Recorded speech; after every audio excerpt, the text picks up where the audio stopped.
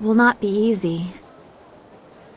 But I do feel that you have given me a strength I did not have before. I very much appreciate your support. We should continue this discussion later. I have much to think about, and our work here has only just begun. The Imperial City. I never dreamed I would reach it.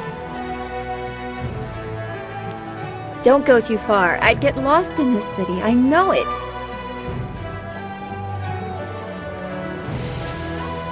Well, well, is the Imperial City all you expected? It is quite a spectacle compared to the bulk of the Empire. The marvelous dragonfly performed perfectly, of course. I've given some thought to the strange device that I was inspired to construct. I'm not sure what purpose it has yet, but it appears to be working, I think. Just a few tweaks. Tight fit. Not sure how that will affect things. What's it? I don't remember seeing that before. Just get this last. There we go. It's ready. Now we can finally find out just what it does. After I name it, of course. Nothing works right until you name it. How about the confoundable minutia?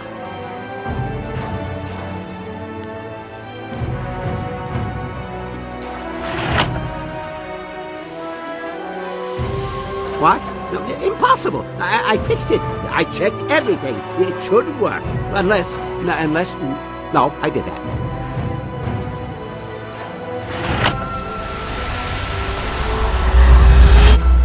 Oh, where'd the city go?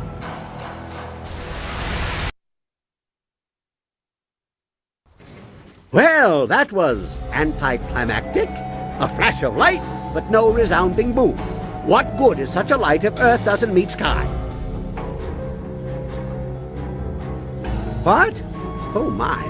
It seems we have transported to a heaven. A strangely familiar one for some reason, but I don't recall ever moving to such a place before. It is strangely beautiful. We are clearly not in an earthly realm. Good idea. Something about this place makes me want to explore too. I am compelled to step this way. There are gears here that I remember. Watch where he goes. We'll need him to get out of here.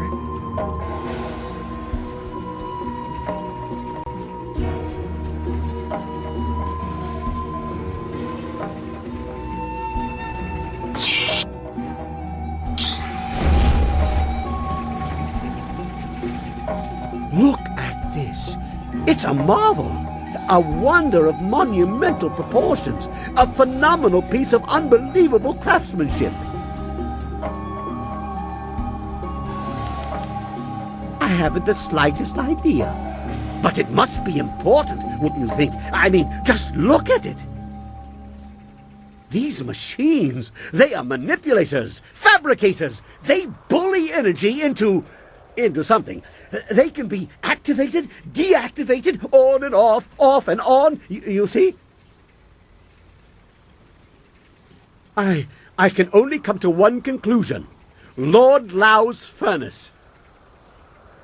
Kang, you are speaking nonsense. Lord Laa is a legend, an artificer of the celestial bureaucracy. His works are too fanciful to be real. Legendary, mythical, and overrated in some respects, but if anyone else has a better origin for such machines as this, I'm not hearing it. Artificer to the celestial bureaucracy, he creates machines that themselves also create, although I'd make them a little less delicate had I his resources. Still, he is an inspirational figure for inventors, and we are in his playhouse. You select the machines you want to activate, and then the tiger or the dragon button, like this.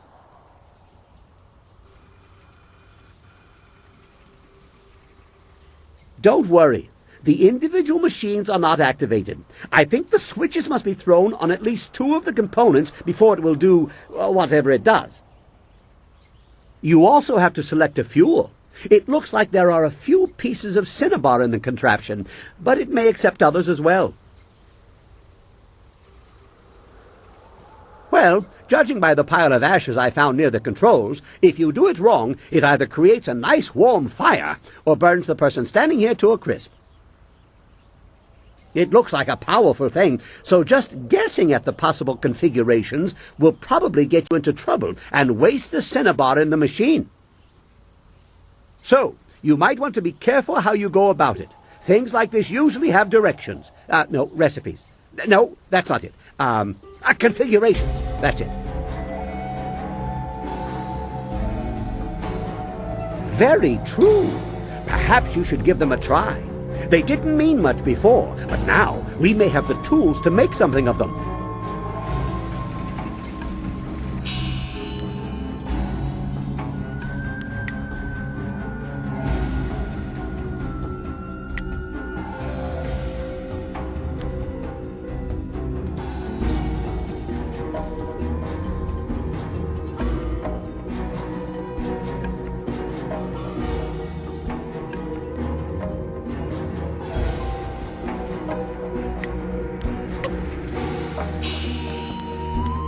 Ah, excellent. I have many items just waiting for you.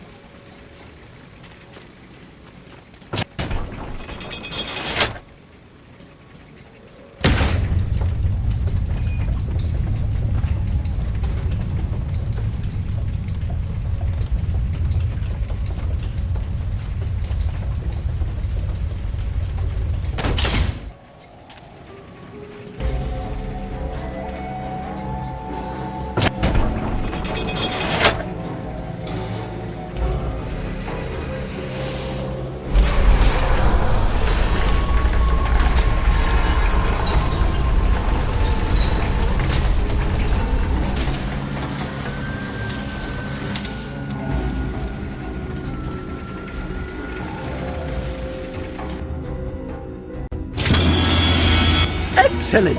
What an amazing machine! Now, if we can find more configurations, just imagine what we could do here. Yes, amazing indeed. Of course, without more configurations, we'll never know just what it can really do.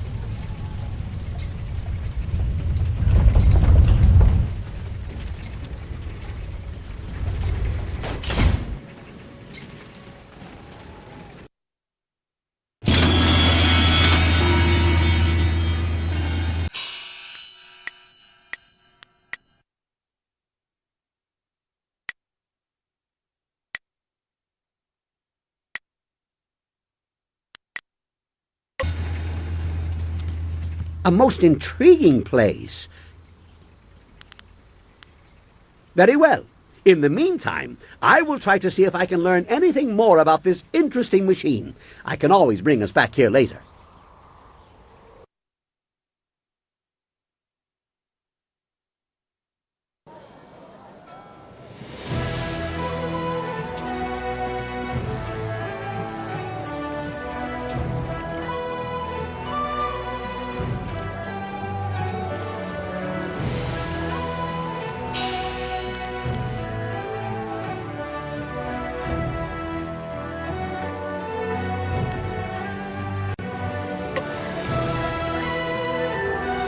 Be on the lookout for the Scourge of the South. It is your duty as citizens of the Empire to report anyone who matches this description. Keep an eye out for a large, wild-looking man wearing nothing but a loincloth. Reports suggest he is well over 7 feet tall and fully armed. This man is very dangerous. Do not try to apprehend the Scourge of the South, but instead report what you've seen to the authorities immediately. Well, all these years together, and I never suspected you were the Scourge of the South. I'm sorry. I know it's not funny. At least they didn't get your looks right.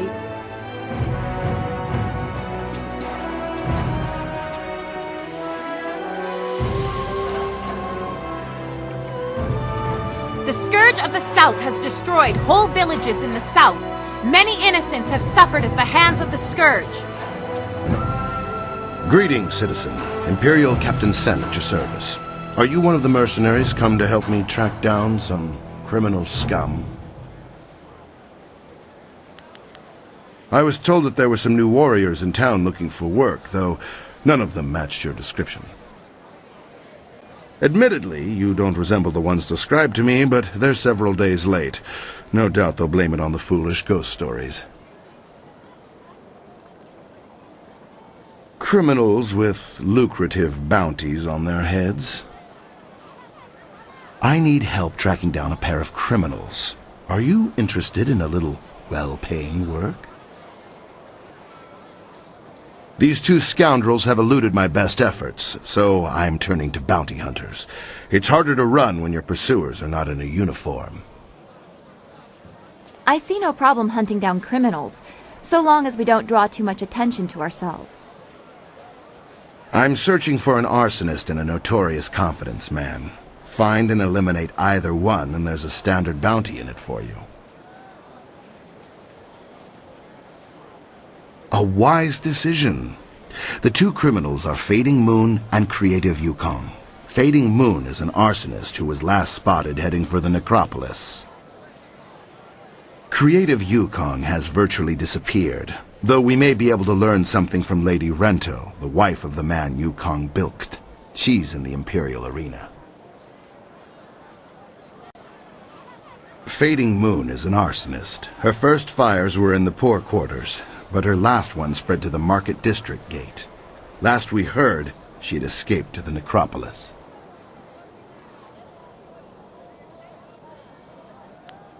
The gates between here and the poorer districts will be closed for some time while repairs are underway. There's nothing particular about the scene of the crime, just ash. Yukong fleeced some silver from Lord Rento, a powerful man in the Ministry of Harmony. Yukong is a master of disguise, and he has hidden himself somewhere in the city. Lord Rento is away on court business, but his wife informed me that she'd be in the heart of the Empire in the Imperial arena if we needed her. You could start there. She knows the details of the theft better than I. Lord Rento was reluctant to discuss them. Yukong could be anywhere or anyone, and Lady Rento is the only lead we have. Right you are. Remember to keep an eye out for anyone suspicious.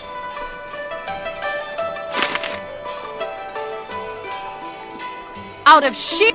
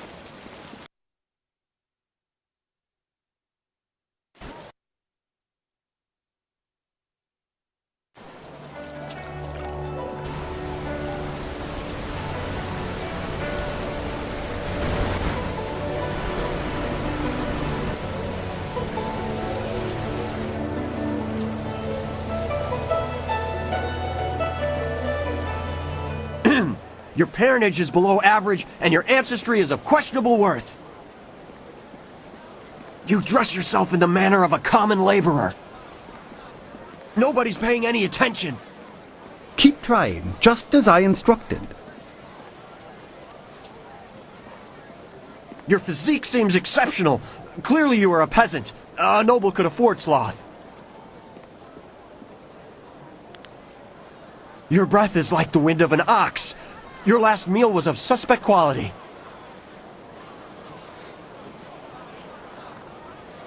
Your beliefs are superficial, and your culture is substandard. You are right to demand an explanation. Forgive my servant.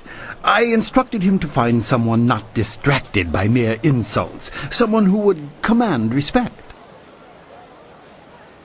Your demand for justification of his arguments was admirable. You are exactly what we need. An outlander strolled into the city several days ago and now sits like a cormorant taking what he wants from the river of our hospitality. He balks at our attempts to calm him and answers requests for payment with strange coins of questionable value. He needs to go. The outlander is not a dignitary or traveling merchant. He is a parody of civilized behavior. He spews insults at the emperor himself. So far, he has escaped the notice of any higher officials.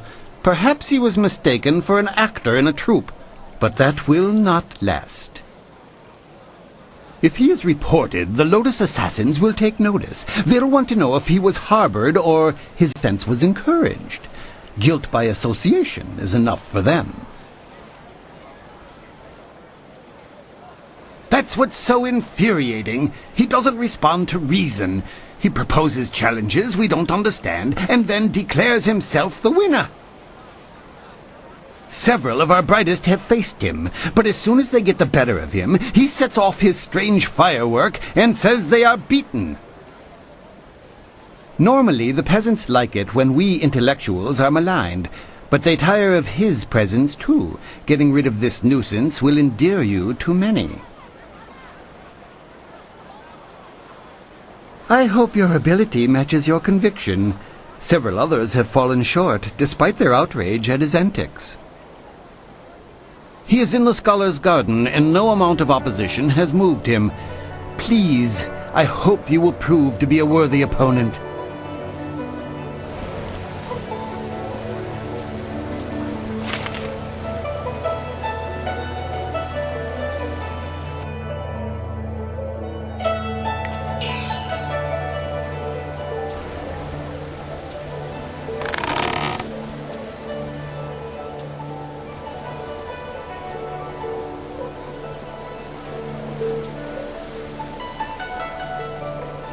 The busy streets are almost overwhelming. It is hard to keep focused on what we need to do.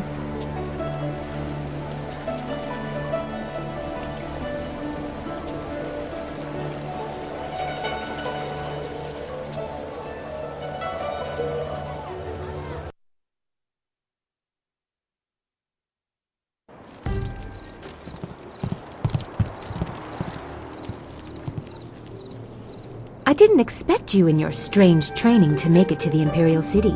You are proving to be a very interesting person. Of course, I could tell that just by looking at you. You have a very strong presence. As the Heavenly Lily, I am above suspicion, but I am restrained by fawning servants. Silk Fox can go anywhere, and people are not shy about their reactions.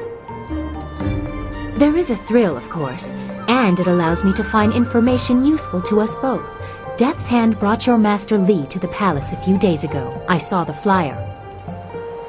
He was bound in chains. He must be powerful, but I still don't believe he is Sun Li, the glorious strategist. Sun Li died 20 years ago.